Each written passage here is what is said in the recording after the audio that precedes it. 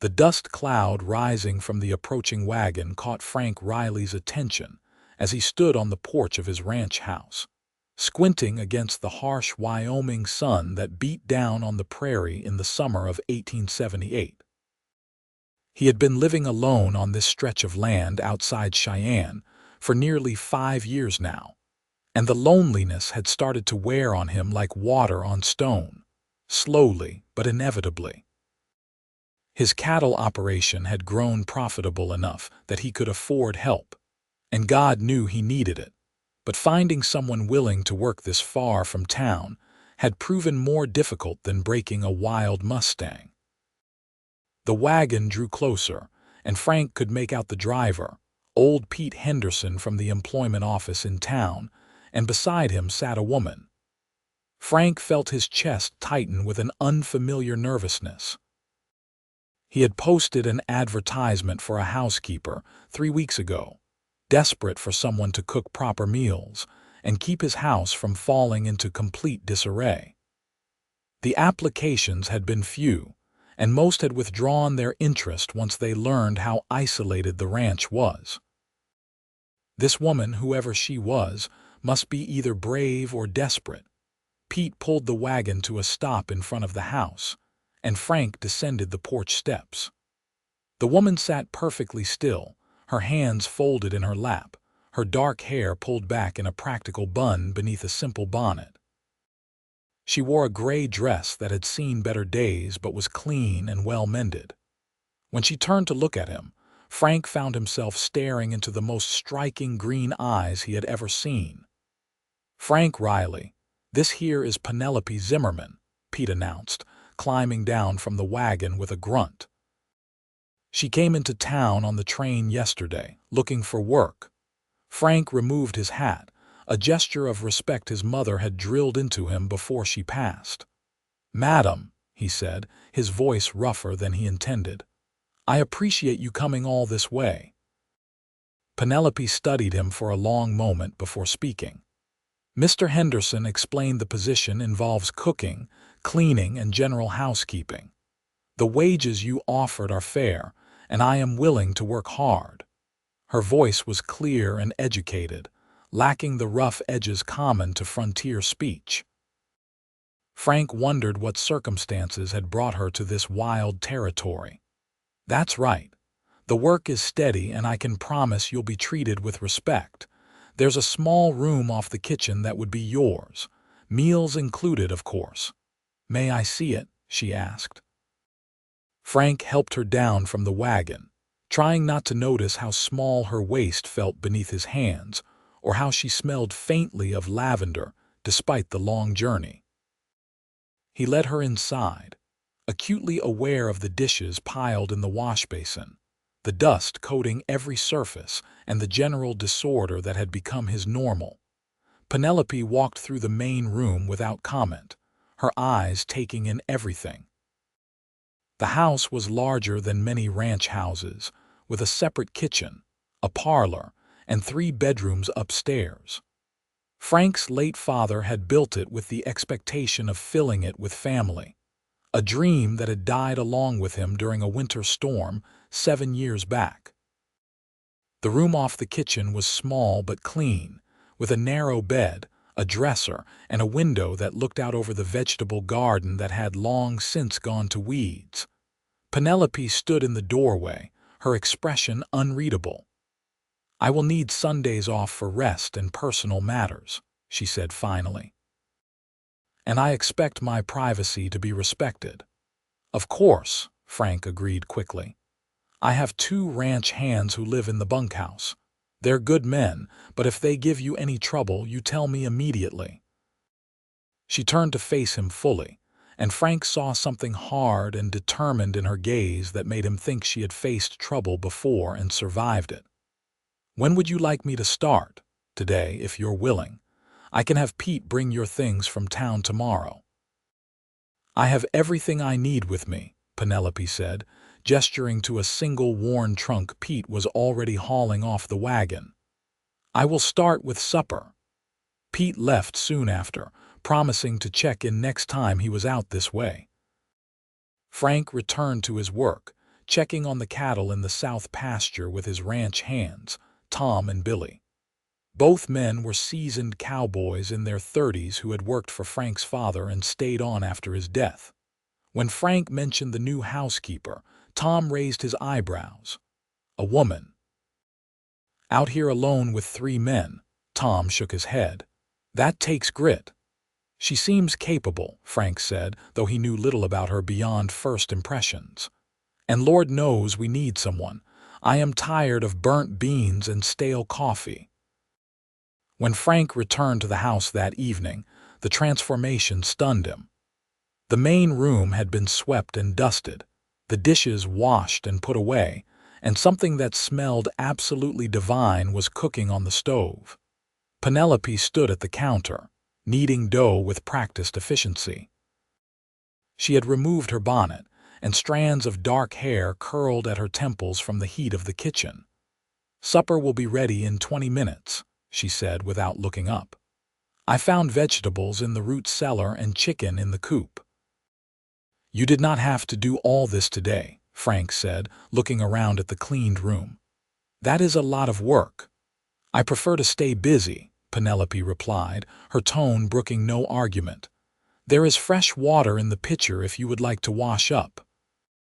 Frank did as suggested, changing into a clean shirt and washing the dust from his face and hands. When he came back downstairs, Tom and Billy had arrived, standing awkwardly in the doorway as if afraid to enter. "Come in and sit down," Penelope said briskly. "Supper is on the table." The meal was the best Frank had eaten in years. Roasted chicken with herbs, fresh bread, potatoes, and greens from what remained of the garden. The men ate in relative silence, unused to such fare. Penelope served them efficiently, but did not sit down herself. "You should eat too," Frank said, uncomfortable with her standing while they sat. "I will eat after I clean up," she replied. "Please," Frank said more firmly. "Sit and eat with us. That is how we do things here." Penelope hesitated before pulling out a chair. The meal continued in awkward silence until Billy, never one for keeping quiet, asked, "Where are you from, Miss Zimmerman?" "Pennsylvania originally," she said, taking a small bite of bread. "More recently, Denver." "What brought you all the way out here?" Tom asked. Frank saw Penelope's fingers tighten on her fork. "I needed a fresh start," she said simply, her tone making it clear the subject was closed. The men did not push, and after supper they returned to the bunkhouse. Frank lingered as Penelope cleared the table. "That was an excellent meal, thank you." "It is what you are paying me for," she said, but he caught the slightest softening in her expression. "Still, I appreciate it. It has been a long time since this house felt like a home." She paused in her work, looking at him with those penetrating green eyes. "What happened to your family, if you do not mind my asking?" "My mother died when I was 16. Fever took her. My father died 7 years ago in a blizzard. He got caught out checking the herd and froze before we could find him." The words came easier than he expected. "I have been running the place alone since then." "That is a heavy burden," Penelope said softly. "Some days more than others. What about you? Do you have family?" Her expression closed off immediately. "No, no family." Frank recognized the pain of loss when he saw it and did not press. "Well, I will leave you to finish up. My room is upstairs, first door on the right, if you need anything." That night, lying in bed, Frank found himself thinking about the mysterious woman now living under his roof. She was clearly educated and well-bred, yet she had come alone to the frontier to work as a housekeeper. Something had driven her here, something she was running from or trying to forget. He understood that instinct. After his father died, he had thrown himself into the ranch work, using exhaustion to keep grief at bay. The days that followed fell into a comfortable rhythm. Frank rose before dawn to work the ranch, and he returned to find hot coffee and breakfast waiting. Penelope transformed the house, cleaning and organizing with methodical efficiency. She mended his torn shirts, restocked the pantry with preserves and pickled vegetables, and even managed to resurrect the garden. The ranch hands sang her praises, delighted with the steady supply of good food. But Penelope remained distant, polite but never warm. She spoke little of herself and spent her free time reading books she had brought with her or tending to the garden. Frank found himself watching for her throughout the day, looking for excuses to return to the house. He told himself it was just appreciation for her work, but he knew he was lying. 3 weeks after her arrival, Frank was working on repairing a section of fence when a commotion from the direction of the house made him drop his tools and run. He found Penelope in the yard, facing down a rattlesnake that had coiled near the garden gate. She stood perfectly still, her hoe raised like a weapon. "Do not move," Frank said quietly, drawing his pistol. The shot echoed across the prairie, and the snake's head disappeared in a spray of dirt. Penelope lowered the hoe slowly, her hands shaking. "Thank you," she said, her voice unsteady. "Are you all right?" Frank asked, stepping closer. "Did it strike at you?" "No, I saw it before I got too close." She looked down at her trembling hands and laughed shakily. "I am not usually so affected. I apologize for the weakness." "That is not weakness. That is perfectly natural."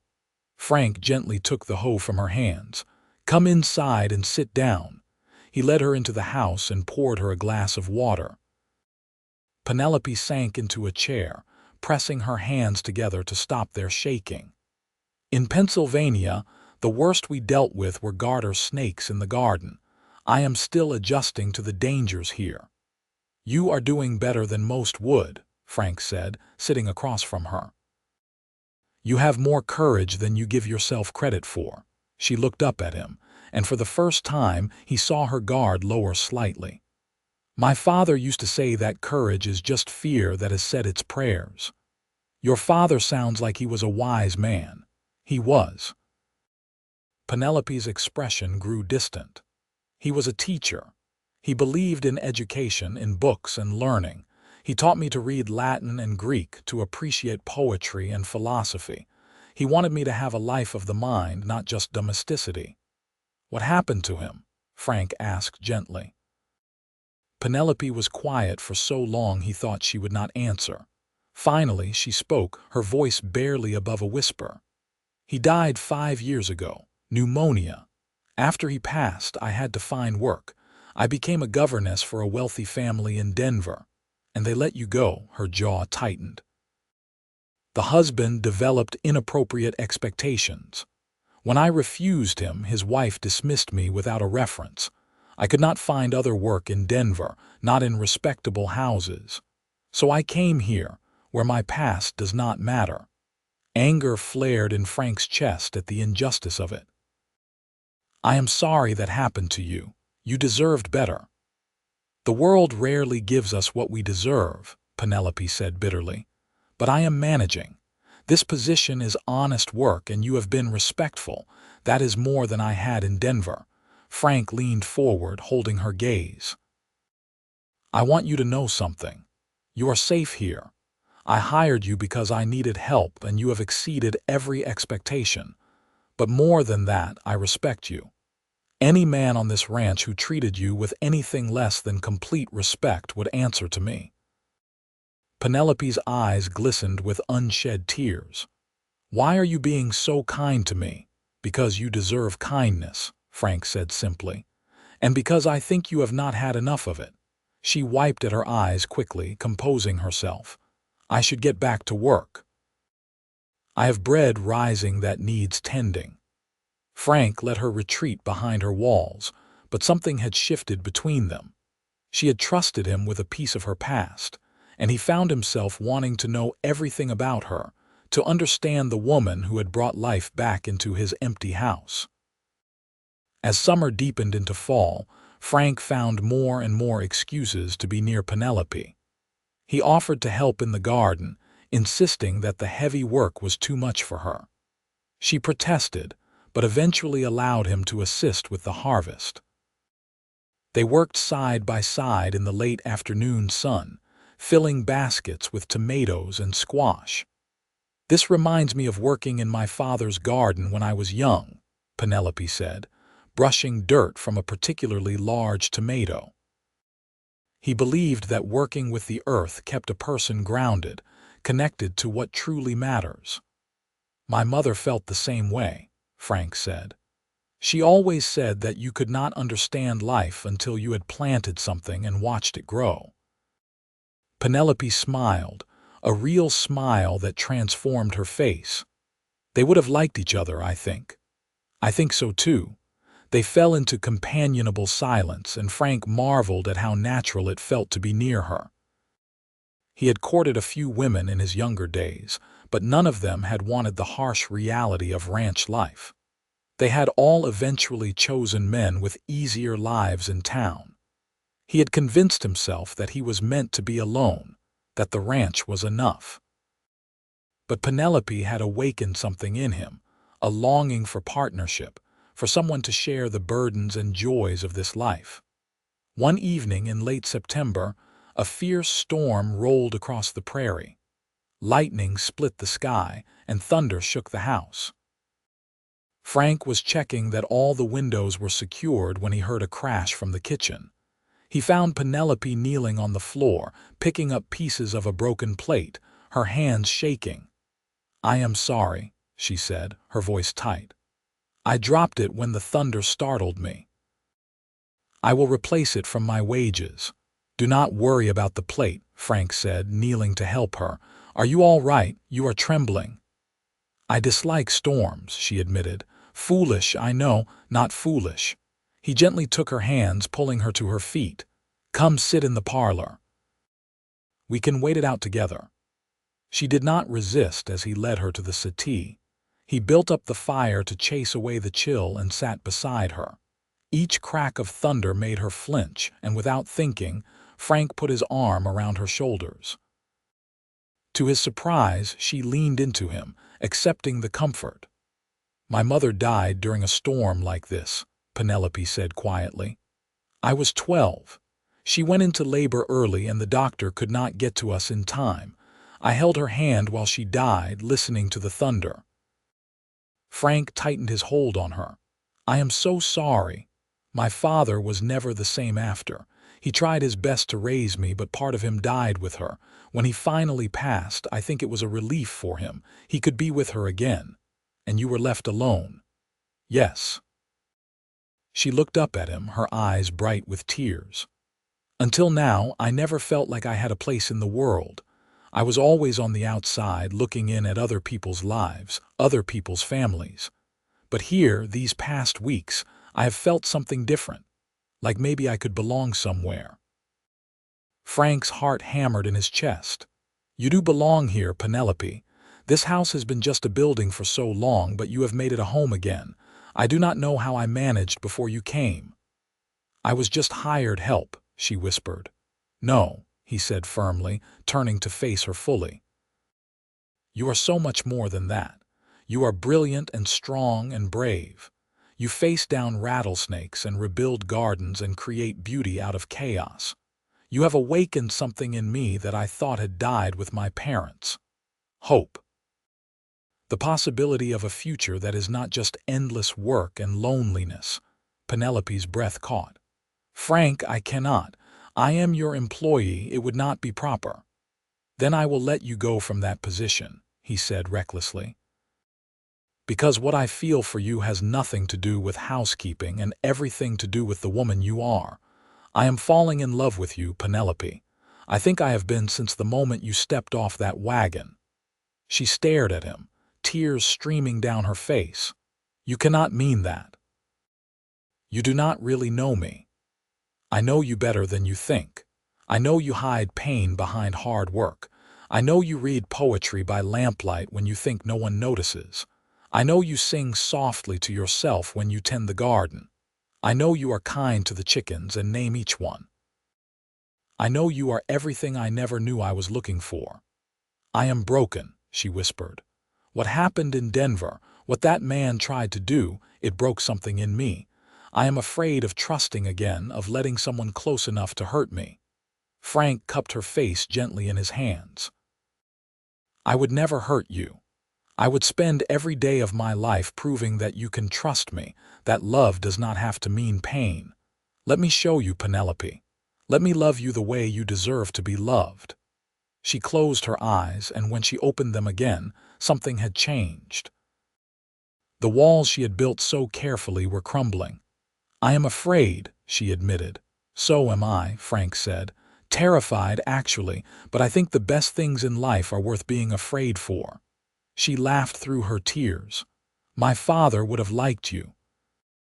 He would have said you have a poet's soul hidden beneath cowboy practicality."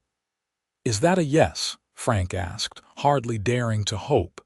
"It is a maybe," Penelope said softly. "A maybe that wants very much to become a yes. But I need time, Frank. I need to know this is real, that you truly see me and not just the idea of me." "I can give you time," he promised. "All the time you need." The storm raged outside, but inside, something new and fragile was growing. They sat together until the thunder faded into the distance, and when Penelope finally pulled away, Frank saw a softness in her expression that had not been there before. The following weeks brought a subtle shift in their relationship. Penelope still maintained her duties, but there was an ease between them now, a warmth that had been missing. Frank found himself lingering over breakfast, reluctant to leave for the day's work.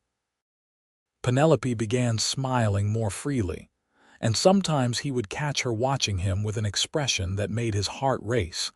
In October, Frank had to make a trip to Cheyenne for supplies. "Come with me," he suggested to Penelope. "You have been cooped up on the ranch for months. You should see the town, maybe buy some things for yourself." She hesitated before agreeing, and the next morning they set out in the wagon together. The trip took several hours, and they talked the entire way. Frank told her about his childhood, about learning to ride and rope from his father, about the dreams he had for expanding the ranch. Penelope shared memories of her father's classroom, of the students he had inspired, of the books that had shaped her understanding of the world. "I brought some of his books with me," she confessed. "I could not bear to part with them. They are all I have left of him." "You should fill the shelves in the parlor," Frank said. "They are empty right now, waiting for purpose. Your father's books would be honored there." Her smile was radiant. "I would like that." Cheyenne bustled with activity, a mix of ranchers, cowboys, railroad workers, and townsfolk. Frank helped Penelope down from the wagon and offered his arm. She took it without hesitation, and pride swelled in his chest as they walked down the main street together. They visited the general store first, where Frank insisted on buying Penelope fabric for a new dress. "You have been mending the same 3 dresses since you arrived," he said when she protested. "Let me do this for you." She chose a deep green fabric that matched her eyes, and Frank added ribbons and lace before she could object. At the bookstore, her eyes lit up like a child's on Christmas morning. She ran her fingers along the spines reverently, pulling out volumes and reading passages aloud. "Pick 3, Frank said. "Frank, these are expensive. I cannot." "You can, and you will. Consider it an early Christmas gift." She selected a volume of Wordsworth's poetry, a novel by Charles Dickens, and a book on gardening techniques. Frank added 2 more when she was not looking, including a leather-bound journal he thought she might like. They had lunch at a restaurant, a luxury Penelope clearly was not accustomed to. She savored each bite, and Frank found himself more interested in watching her enjoyment than eating his own meal. "This is the most wonderful day I have had in years," she said as they walked back to the wagon. "Thank you, Frank." "The pleasure is entirely mine," he said, meaning it completely. On the ride home, Penelope fell asleep against his shoulder, exhausted from the excitement. Frank drove carefully, trying not to jostle her, breathing in the scent of her hair. In that moment, he knew with absolute certainty that he wanted this for the rest of his life. He wanted to give her joy, to see her smile, to be the reason she felt safe and loved. When they arrived back at the ranch, Penelope stirred sleepily. "I am sorry, I did not mean to fall asleep." "Do not apologize, you looked peaceful." She looked up at him, and the setting sun cast golden light across her face. "Frank, I think my maybe is becoming a yes," his breath caught. "Truly, truly. I have been fighting what I feel because I was afraid, but I am tired of being afraid. I am tired of letting the past control my future. When I am with you, I feel alive in a way I have not felt in so long. You make me believe that good things are still possible." Frank climbed down from the wagon and helped her down, but instead of releasing her, he pulled her close. "May I kiss you?" "Yes," she whispered. He kissed her softly, reverently, as if she were something precious that might break. She melted against him, her arms wrapping around his neck. When they finally parted, both were breathless. "I love you," Frank said. "I know it is fast. I know we have only known each other a few months, but I love you with everything in me." "I love you too," Penelope replied, wonder in her voice. "I did not think I could feel this way again, but I do. I love you, Frank Riley." They stood in the fading light, holding each other, and Frank sent a silent thank you to whatever force had brought this remarkable woman into his life. That night, after a celebratory supper with Tom and Billy, who seemed genuinely happy for them, Frank and Penelope sat on the porch. She rested her head on his shoulder and he held her hand, marveling at how perfectly it fit in his. "What happens now?" Penelope asked. "Now we build a life together," Frank said. "If you will have me, I would like to marry you, make this official and proper." "I would like that very much," she said. "Though I have no family to invite, no dowry to bring. You bring yourself, and that is worth more than any dowry.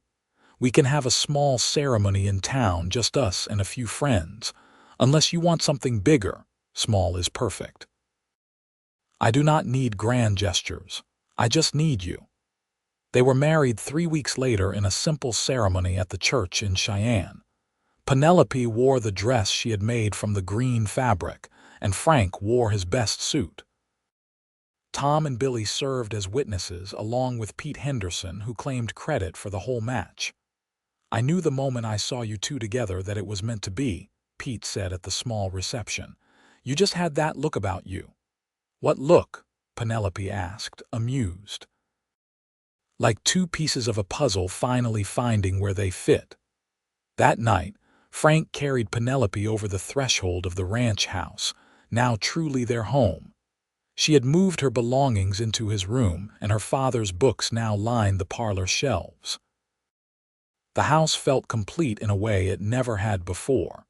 In the privacy of their bedroom, Frank was gentle and patient, taking his time to show Penelope that intimacy could be beautiful and safe. She had confessed her fears about their wedding night, the memories of the man in Denver who had tried to force himself on her. Frank had promised to go slowly, to let her set the pace, and he kept that promise. "I love you," he murmured against her skin. "We have all the time in the world. There is no rush." She relaxed in his arms, trusting him completely. What followed was tender and sweet, a joining not just of bodies but of souls. Afterwards, she lay in his arms, tears streaming down her face. "Are you all right?" Frank asked anxiously. "Did I hurt you?" "No," she said, laughing and crying at once. "These are happy tears. I never knew it could be like that. I never knew I could feel so safe, so loved. You have given me a gift, Frank. You have healed something I thought was broken forever." He held her close, stroking her hair. "You have given me gifts too. Purpose, joy, love. You have made me whole again." Winter came early that year, blanketing the ranch in snow. Frank and Penelope settled into married life with surprising ease. She still cooked and kept house, but now Frank helped her, insisting that partnership meant sharing all aspects of life. They worked together, played together, and fell more deeply in love with each passing day. On Christmas morning, Frank woke to find Penelope already up, stoking the fire. "Merry Christmas," she said, kissing him. "I have something for you." She handed him a carefully wrapped package. Inside was a shirt she had sewn herself with intricate embroidery along the collar. "It is beautiful," he said, genuinely moved. "Thank you." "Your turn," she said expectantly. He retrieved a small box from his dresser drawer. Penelope opened it to find a delicate gold locket. Inside was a tiny photograph of them from their wedding day. "Oh, Frank," she breathed. "It is perfect."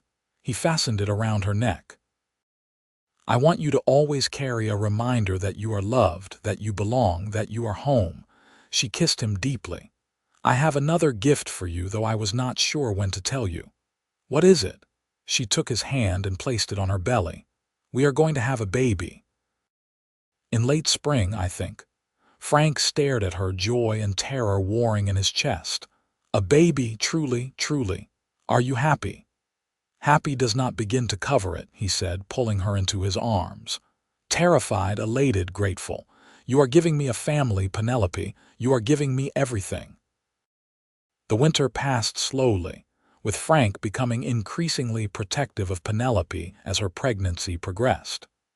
She tolerated his hovering with good humor, though she insisted on continuing most of her normal activities.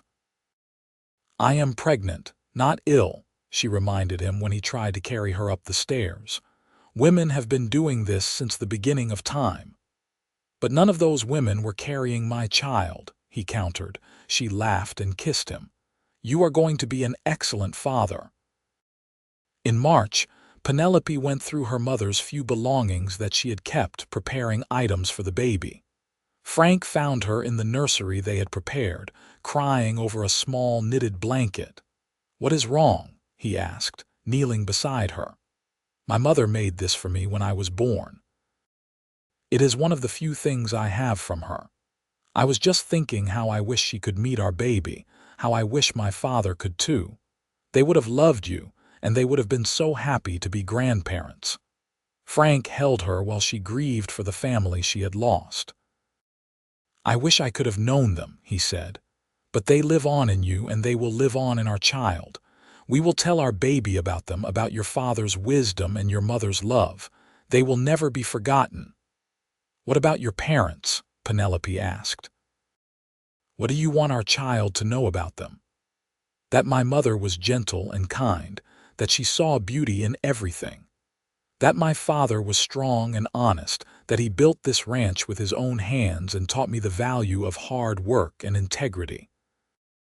That they would have adored you and been so grateful that I found someone to share my life with." They sat together in the nursery, sharing stories of their lost loved ones, weaving together the threads of their pasts to create a foundation for their future. On a warm evening in May, Penelope's labor began. Frank sent Billy racing to town for the doctor while he tried to keep calm. Tom's wife, Mary, who lived on a neighboring ranch, arrived to help. She was an experienced mother of 4 and took charge with brisk efficiency. "First babies take their time," Mary said. "Could be hours yet. Why do not you boil some water and find something useful to do?" But Frank could not leave Penelope's side. He held her hand through each contraction, wiped her brow, and murmured encouragement. When the pain became intense, she gripped his hand so hard he thought his bones might break, but he did not complain. "I cannot do this," Penelope gasped during a particularly hard contraction. "It is too much." "Yes, you can," Frank said firmly. "You are the strongest person I know. You survived losing your family, you survived injustice, you built a new life from nothing. You can do this, I believe in you."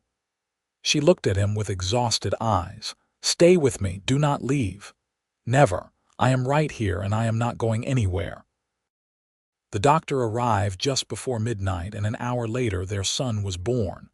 Frank's hands shook as he held the tiny, red-faced infant. "It is a boy," the doctor announced. "Healthy and strong, good lungs on him." Penelope lay back against the pillows, exhausted but radiant. "Let me see him." Frank placed their son in her arms, and he watched her face transform with love. "Hello, little one," she whispered. "We have been waiting for you." "What should we name him?" Frank asked. Penelope thought for a moment. "I would like to name him Peter, after my father, Peter Frank Riley." "Peter," Frank repeated, testing the name. "I think that is perfect." Over the following months, Frank discovered that fatherhood was both harder and more rewarding than he had imagined.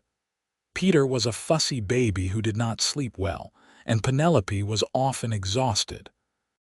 Frank took to walking the floor with his son at night, singing off key lullabies his mother had once sung to him.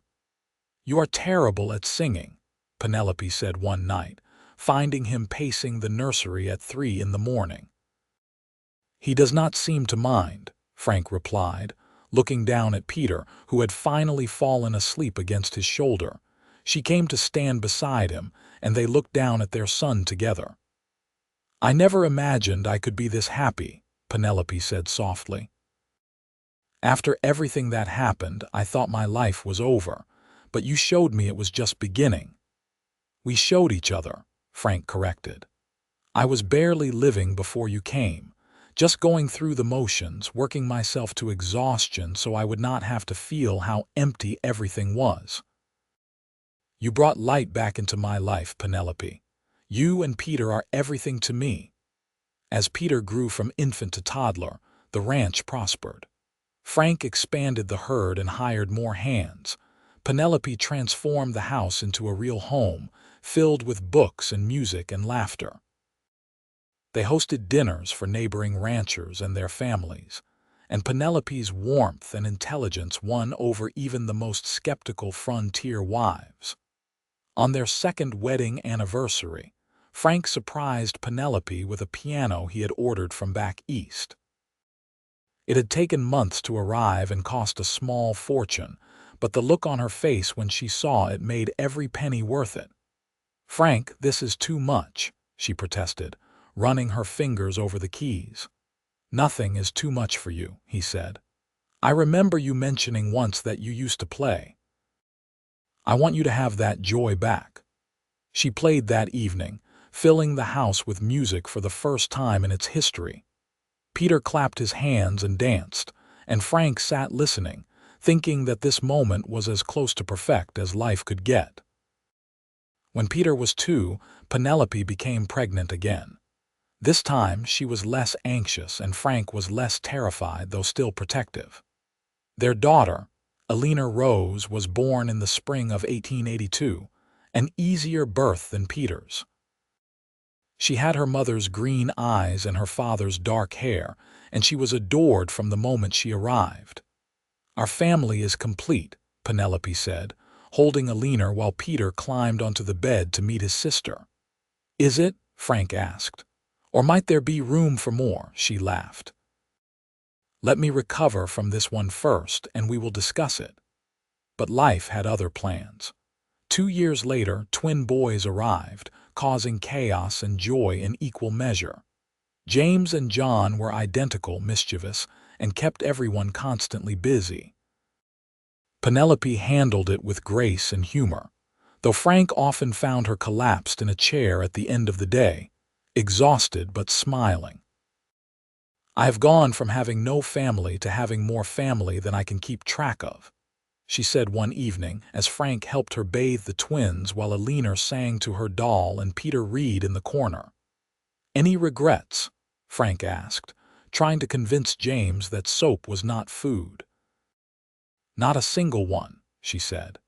"This beautiful, chaotic, exhausting life is everything I never knew I wanted." The years passed in a blur of birthdays and holidays, skinned knees and childhood illnesses, first days of school and bedtime stories. Frank taught Peter and the twins to ride and rope. Penelope taught Alina to read and play piano.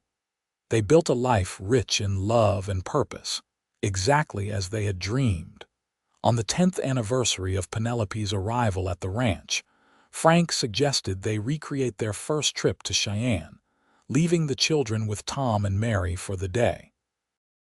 They drove the same route, now improved with a better road, and Penelope marveled at how much had changed. "I was so afraid that day," she confessed. "So desperate and alone. I could not imagine that anything good could come from my circumstances."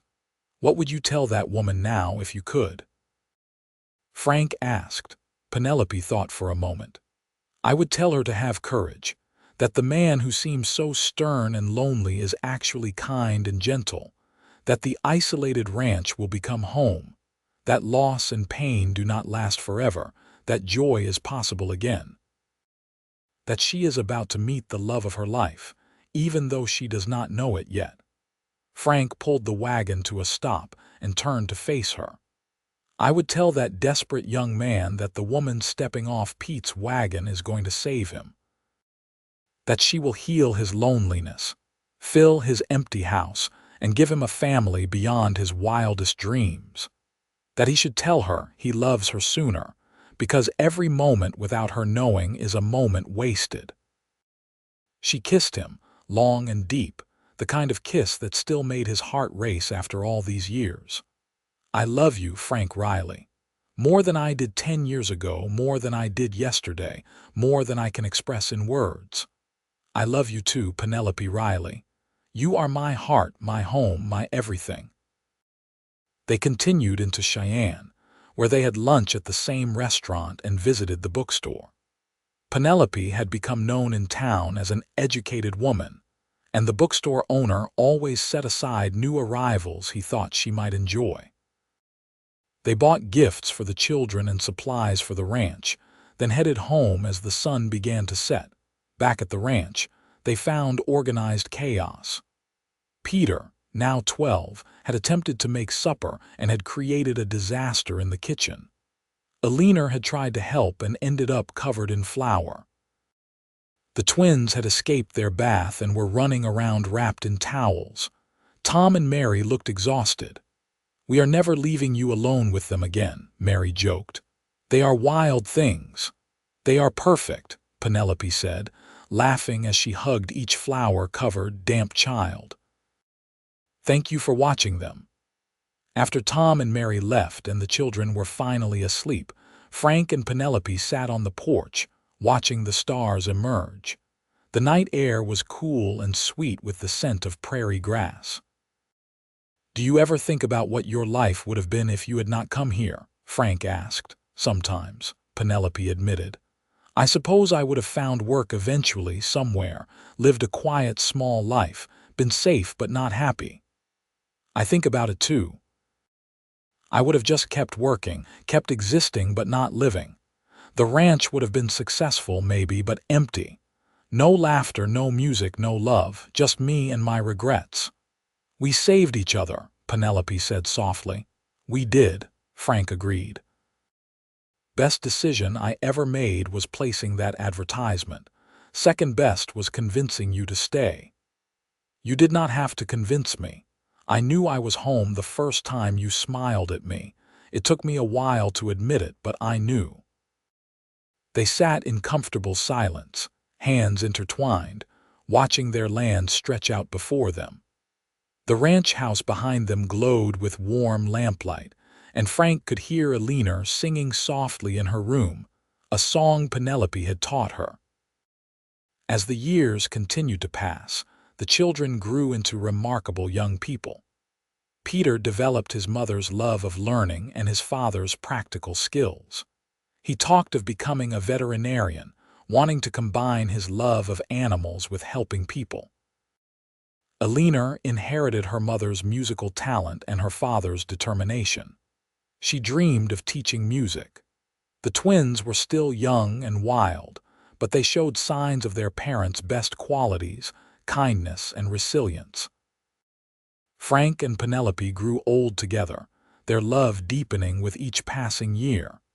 They faced hardships, as all lives contain, droughts and illnesses, financial struggles and loss. but they faced everything together, their partnership unshakable. On their 25th wedding anniversary, the entire family gathered at the ranch house.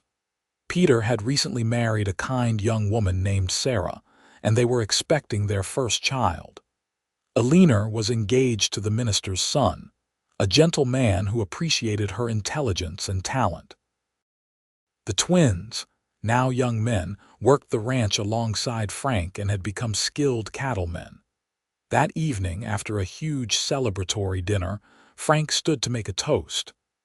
25 years ago, I was a lonely man running a ranch that felt more like a prison than a home.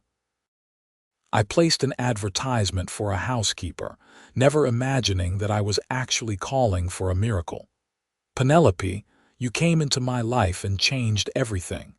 You took my house and made it a home. You took my existence and made it a life.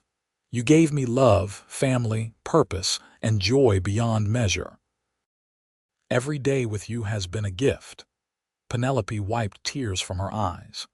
You gave me everything too, Frank. You gave me safety when I was afraid, hope when I was despairing, and love when I thought I was unworthy of it.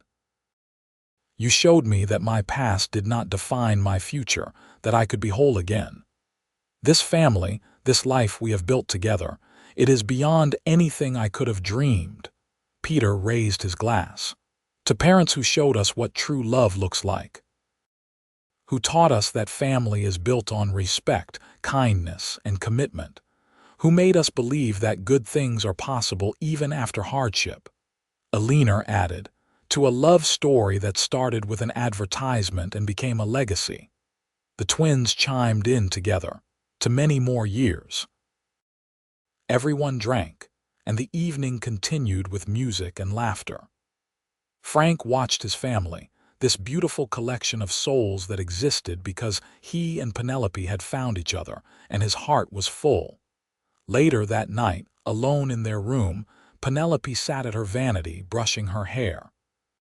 Frank came up behind her, and they looked at each other in the mirror. Her dark hair was now streaked with silver and lines creased her face, but to him, she was as beautiful as the day he first saw her. "What are you thinking?" she asked, seeing his expression. "That I am the luckiest man who ever lived. That I cannot imagine what my life would have been without you. That 3 months after you arrived, I already could not picture life without you, and 25 years later, that feeling has only grown stronger." She turned to face him, taking his hands. "When I stepped off that wagon, terrified and alone, I had no idea I was coming home. But from the very beginning, something in me recognized something in you, a kindred spirit, a partner, the other half of my soul." Frank pulled her to her feet and held her close. They swayed together in the quiet room, dancing to music only they could hear. Outside, the Wyoming wind whispered through the prairie grass, the same wind that had been blowing the day Penelope arrived. But everything else had changed. The empty house was full of life and love. The lonely cowboy had a family. The desperate woman had found her home. "Thank you," Frank whispered. "For what?" "For taking a chance on a lonely rancher. For staying when it would have been easier to leave. For loving me, for giving me this life. For everything." "Thank you for seeing me," Penelope replied. "For looking past the hired help and seeing the woman beneath. For being patient, for being kind, for loving me so well. You made me believe in happy endings, Frank." "This is not an ending," he said. "It is just another chapter in our story." And so it was. They lived many more years together, watching their grandchildren grow, seeing Peter open his veterinary practice and Alina start a music school. The twins eventually married sisters from a neighboring ranch and brought their families home for holidays. The ranch house was never quiet, never empty, always filled with the sounds of family and love. Frank and Penelope sat on their porch every evening, hands intertwined, watching the sun set over the land they loved. They talked about their days, their children, their memories. They laughed about the early days when everything was new and uncertain. They marveled at how far they had come. "Do you remember the first meal I cooked for you?" Penelope asked one evening. "Roasted chicken with herbs. Best thing I had ever tasted," Frank replied immediately. "You were so awkward at dinner, trying to be polite but not knowing how to act around a woman at your table." "I was terrified," Frank admitted. "Terrified you would leave, terrified you would stay, terrified of what I was starting to feel." "When did you know?" she asked. "When did you know you loved me?" Frank thought back. "The day with the rattlesnake, when you were shaking and trying so hard to be strong. I wanted to protect you, to hold you, to make sure nothing ever frightened you again. That was when I knew." "What about you?" "The storm," Penelope said softly. "When you held me and let me cry, when you shared your own pain so I would not feel alone in mine. That was when I knew you were different from every other man I had known, that you could be trusted with my heart." They sat in silence, remembering, grateful for every moment that had brought them to this place. As they grew older, their children worried about them managing the ranch alone, but Frank and Penelope refused to give up their independence. They hired help for the heavy work, but they still rose each morning to watch the sunrise over their land, still tended Penelope's garden together, still danced in their bedroom when the mood struck. On a cool autumn evening, in the 33rd year of their marriage, Frank sat on the porch watching Penelope direct their grandchildren in picking apples from the orchard they had planted decades ago. She moved more slowly now, but her voice was still clear and strong, her laugh still bright. The children adored her and she adored them back fiercely. Peter approached the porch, sitting beside his father. "She is remarkable," he said, watching his mother. "She is," Frank agreed. "Always has been. You two have given us such a gift, you know, this example of what marriage should be. Sarah and I, we try to build what you have, that partnership, that devotion." "You are doing well," Frank assured him. "I see it in how you look at her, how you support each other. That is all your mother and I ever did. We chose each other every day. Even when it was hard, especially when it was hard. That is the secret, son. Keep choosing each other." Peter nodded thoughtfully. "Did you ever regret hiring her? Ever wish you had kept looking for just a housekeeper?" Frank laughed.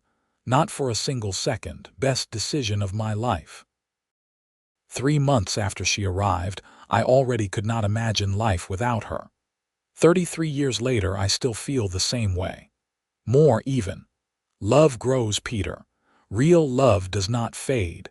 It deepens and strengthens and becomes the foundation everything else is built on. The evening darkened and Penelope shooed the grandchildren inside for supper. She climbed the porch steps and settled into the chair beside Frank with a contented sigh. "Tired?" he asked, pleasantly so. "The good kind of tired that comes from a day well spent." She reached for his hand. "I was thinking today about that first garden we planted together. Do you remember? Of course. You wore that terrible old hat and got dirt smudges on your nose. You teased me about it," she recalled, smiling. "It was the first time I realized you were flirting with me. I was terrible at it." "Still am." "You are perfect at it," she corrected. "You always have been." They sat together as the stars emerged one by one, illuminating the vast Wyoming sky. Inside the house, their family laughed and talked, preparing supper, living the life that Frank and Penelope had built.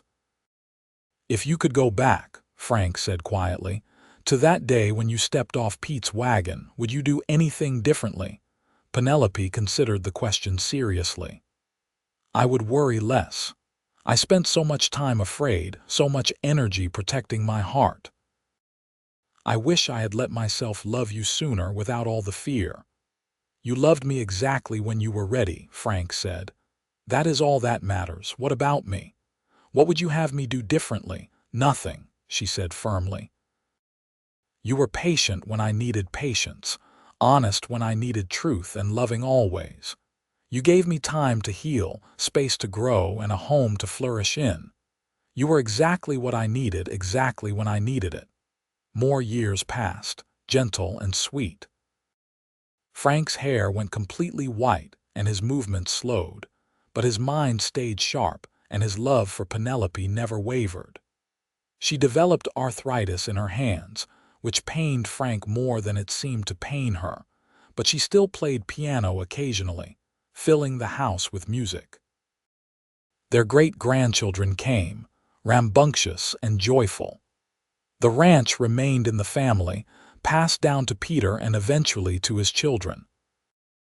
The house Frank's father had built stood strong, sheltering generations of Rileys, each one raised on stories of how it all began, with a lonely cowboy and a desperate woman who found each other against all odds. On a spring morning in their 42nd year of marriage, Frank woke to find Penelope already up, standing at the window watching the sun rise. He joined her, wrapping his arms around her from behind. "What are you thinking about?" he asked. "Everything," she said softly. "How far we have come, how much we have seen. Our children, our grandchildren, this life we built together. I was thinking about how grateful I am for all of it. Even the hard parts, especially the hard parts. They taught us to appreciate the good. They showed us what we were capable of surviving. They brought us closer." She turned in his arms to face him. "I love you, Frank Riley. I have loved you for 42 years, and I will love you for whatever time we have left. And beyond," Frank said. "Whatever comes after this life, I will find you there too."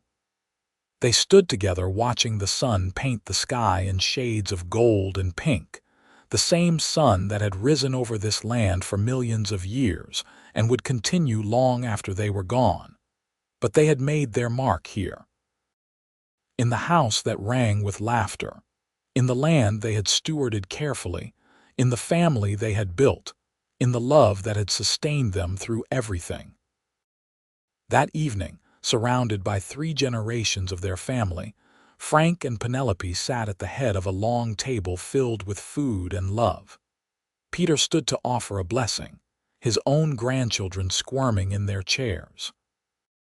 "We thank you for this food, for this family, and most of all for the example of love we see in Frank and Penelope.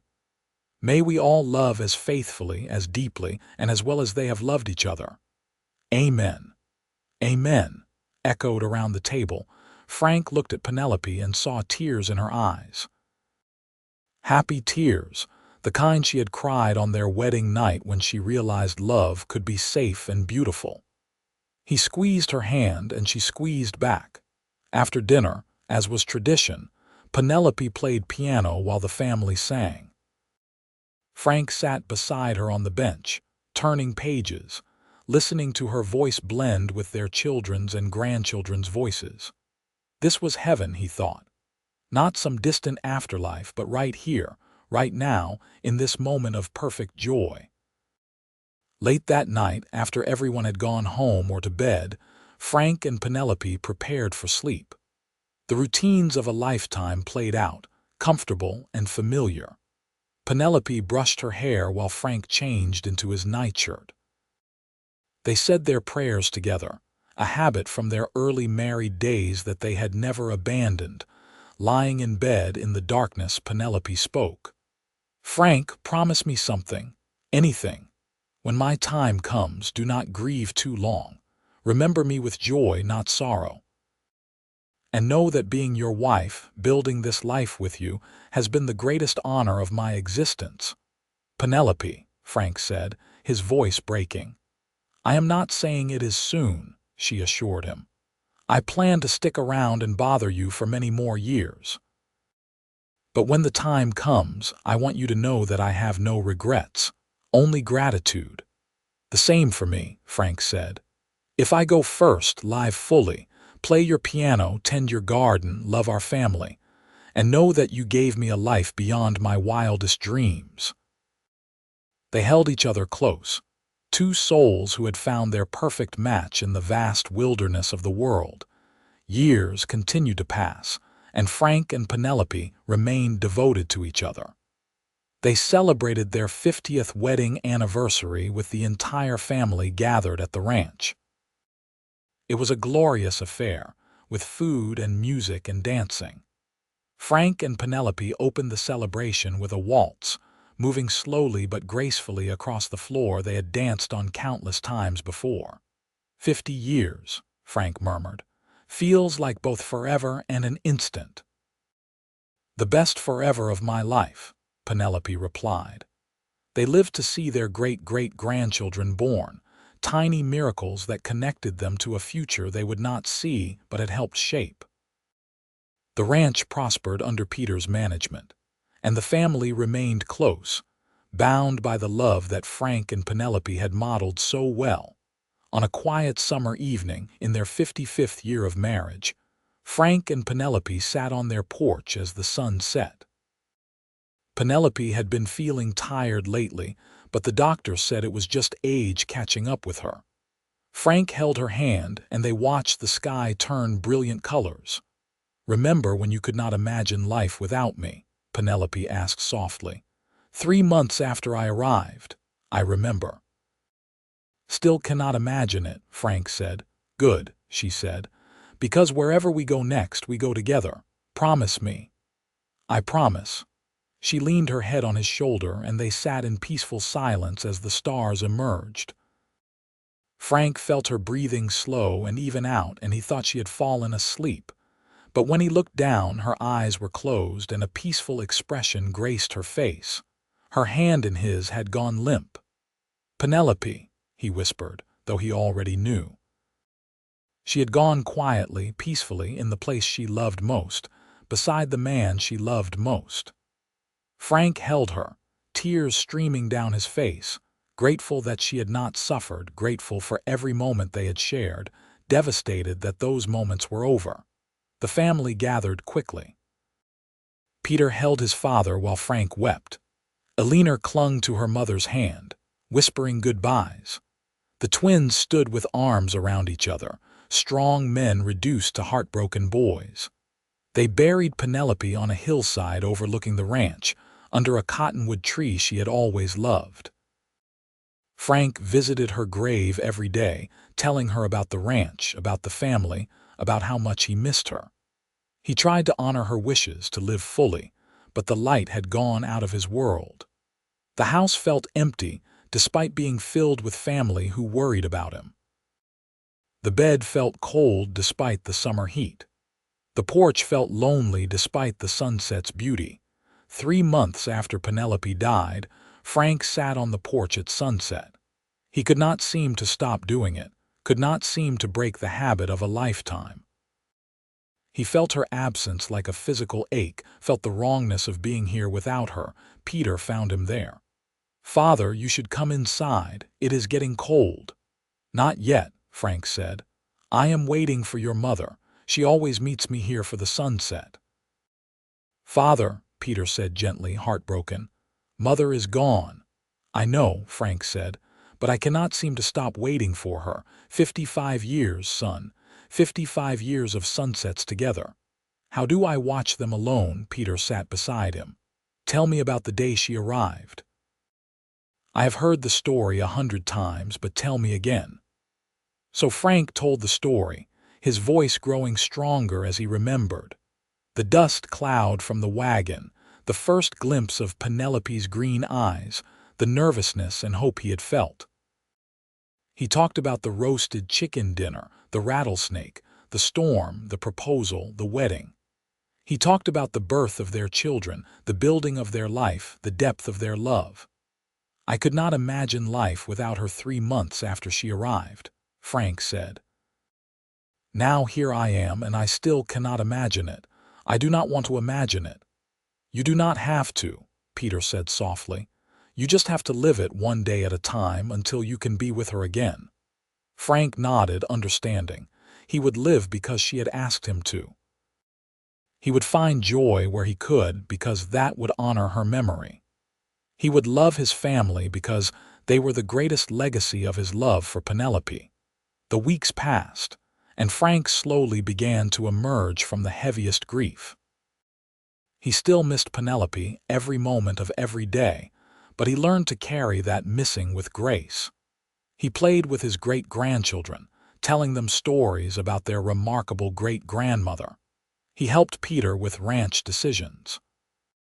He tended Penelope's garden, keeping it beautiful as she had always kept it. On the first anniversary of Penelope's death, Frank sat by her grave with a bouquet of flowers from her garden. "It has been a year, my love," he said softly, "the hardest year of my life. But I have tried to live as you asked. I have tried to find joy, to honor your memory, to love our family well. They are all thriving, by the way. Peter and Sarah are talking about retirement, passing the ranch to the next generation. Elinor's music school has 30 students now. The twins have both become grandfathers. We have a beautiful legacy, you and I." He sat in silence for a while, then added, "I miss you. Every day, every moment. But I am grateful too. Grateful for 55 years, grateful for the life we built, grateful that I got to love you and be loved by you. You were right, all those years ago. We saved each other. And I would do it all again, exactly the same way, just to have those years with you." A breeze stirred the cottonwood leaves, and Frank smiled. He could almost hear her voice in it, could almost feel her presence. He would see her again someday, he believed that. But until then, he would live, remembering and honoring the greatest love story he had ever known. Frank lived 5 more years, healthy and active despite his age. He saw 2 more great-great-grandchildren born. He walked Elinor down the aisle when she renewed her vows with her husband on their 30th anniversary. He taught Peter's grandson to rope and ride. He lived fully, as Penelope had asked, but always with an awareness of her absence. On a spring morning, 60 years after Penelope had first arrived at the ranch, Frank did not wake up. He passed peacefully in his sleep, a slight smile on his face. When they buried him beside Penelope under the cottonwood tree, Peter placed a letter they had found on his nightstand in the coffin with him. It was addressed to Penelope and dated the night before. "My dearest love, I think my time is near, and I am not afraid.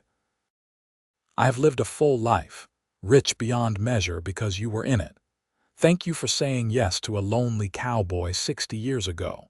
Thank you for making a house into a home, for giving me a family, for showing me what love truly means. I will see you soon, my darling. Save me a dance. All my love, always and forever, Frank." The family gathered after the funeral, filling the ranch house with memories and love. They told stories of Frank and Penelope, laughing and crying, celebrating a love that had spanned 6 decades and shaped generations. "They had something special," Peter said, looking at his siblings and children and grandchildren. "Something rare and beautiful, and they showed us all that it is possible.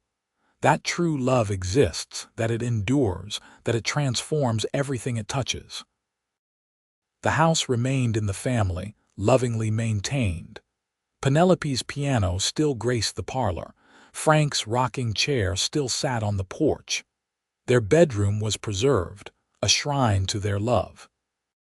And every year, on the anniversary of the day Penelope arrived, the family gathered at the ranch to celebrate not just Frank and Penelope, but the legacy they had created. Because that is what love does. It builds. It creates. It endures beyond death, living on in the hearts it touched, in the family it created, in the home it made. Frank had been right all those years ago when he could not imagine life without Penelope 3 months after she arrived. She had not been just a housekeeper. She had been his salvation, his partner, his soul mate, his everything. And their love story, which began with a simple advertisement and a desperate woman's courage, became the foundation upon which generations built their lives, a testament to the transforming power of love, the importance of second chances, and the truth that sometimes the best things in life come from the most unexpected places. The end.